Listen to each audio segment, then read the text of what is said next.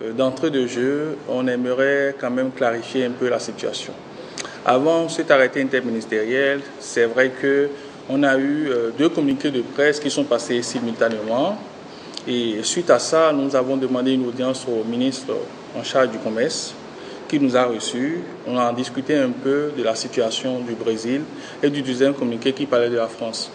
Et par rapport au Brésil, nous lui avons expliqué que certains pays, déjà comme la Côte d'Ivoire, avaient fait l'interdiction et ont levé l'interdiction, puisque suite à des investigations au Brésil, on a remarqué qu'il y a 21 sociétés qui étaient concernées et que ces 21 sociétés étaient responsables de ceux qui ont masqué des produits. C'est vrai qu'il y a eu des produits avariés qui ont été masqués, qui sont vendus dans le monde entier. Le Brésil ne vend pas seulement au Bénin, le Brésil vend à plusieurs pays du monde entier, qui dans le temps, dès que la lettre était donnée, c'est une lettre qui date au moins de 3 mois ou 4 mois déjà, avait déjà pris des mesures. C'est vrai que le Bénin s'est pris un peu tard, mais c'est toujours bien pour la population.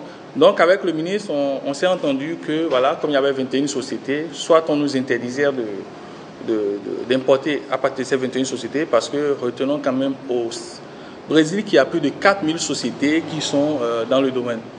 Donc le ministre disait qu'il verra bien comment ça va se passer. C'est vrai que nous avons été surpris en un premier sens qu'il y ait eu un arrêté interministériel parce qu'on n'a plus eu un retour du ministre avant que l'arrêté interministériel n'arrive. Mais nous saluons quand même une décision prise pour rassurer quand même la population béninoise et en ce qui concerne ces produits importés. Je me rappelle que notre association avait fait une sortie il y a bientôt 1 an et demi où cette sortie, on avait fait une conférence de presse, on avait expliqué à la population béninoise que les produits que nous vendons, c'était des produits de bonne qualité. Et à partir de cet arrêté ministériel, je tiens aussi aujourd'hui à vous dire que nous vendons des produits de bonne qualité parce que déjà, le système est fait en sorte que au Bénin, lorsque les produits viennent, il y a un contrôle vétérinaire. Mais même avant le Bénin, à l'embarquement, il y a un contrôle vétérinaire qui se fait. Il y a plusieurs documentations que les vétérinaires béninois réclament lorsque nous importons nos produits. Et c'est des documents qui attestent de la qualité du produit. Alors, lorsque ces produits viennent au Bénin, il y a un nouveau contrôle fait par les vétérinaires béninois, déjà sur la documentation et même des contrôles physiques où on fait des prélèvements des produits que nous amenons. Et après, on va au labo, on vérifie avant de nous donner le quitus pour la vente de ces produits. Donc, dans un sens ou dans l'autre, en amont et en aval, des contrôles se font et nous continuons de rassurer la population que nous vendons des produits de bonne qualité. Et je me rappelle, au 1er août, on avait demandé au président de la République, et il avait bien répondu que si les produits étaient impropres à la consommation, le Bénin n'aurait pas autorisé les importations, puisque c'est la direction de l'élevage qui nous donne les autorisations d'importation chaque mois. On envoie la liste de ce que nous voulons importer et ils nous donnent les autorisations en provenance des différents pays. En tant s'il y a un pays qui est impacté par telle ou telle chose, ils disent non, de ce pays, vous ne pouvez pas importer. Et nous, les importateurs, nous importons depuis l'extérieur, c'est-à-dire l'Europe, l'Asie ou les États-Unis, l'Amérique latine, et nous sortons nos conteneurs dans le port de Cotonou. Alors, si on retrouve les coupillons sur le marché béninois, c'est sûrement certaines personnes. Et je ne pense pas que ce soit nous, gros importateurs, qui allons acheter quelques cartons à Lomé pour pouvoir revendre dans le champ froid. Parce que ces coupillons, vous ne les voyez pas dans les champs froids, mais vous les voyez directement sur le marché béninois.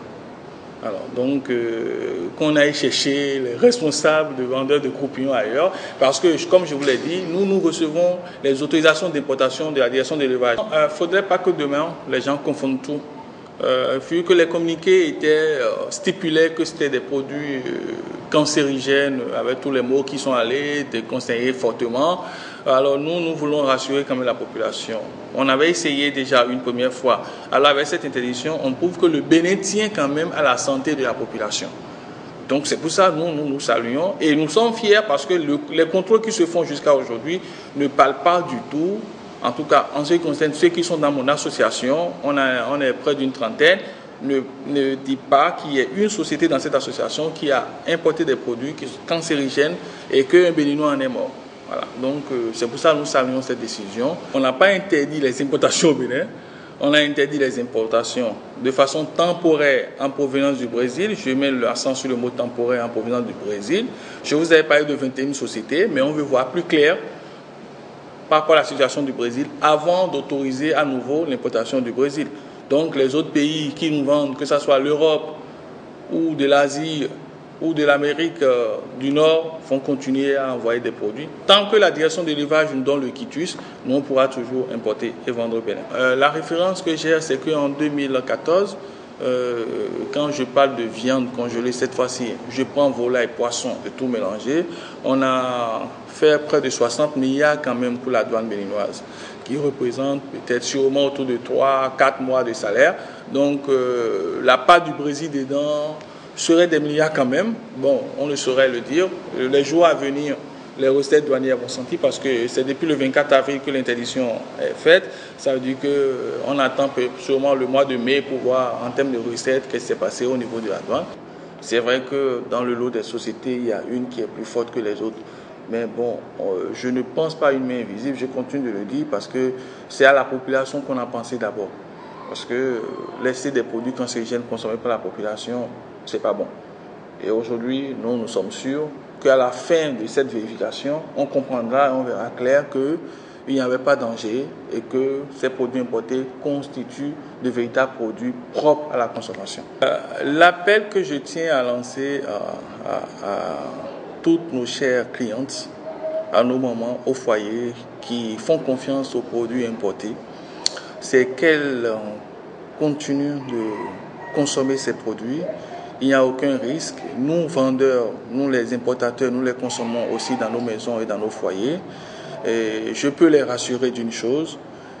Beaucoup de contrôles, je le dis et je le répète, se font en aval, en amont, ce qui fait que on ne peut pas se permettre de vendre des produits impropres à notre population, cette population que nous aimons très chère, et à ce pays qui nous est aussi cher.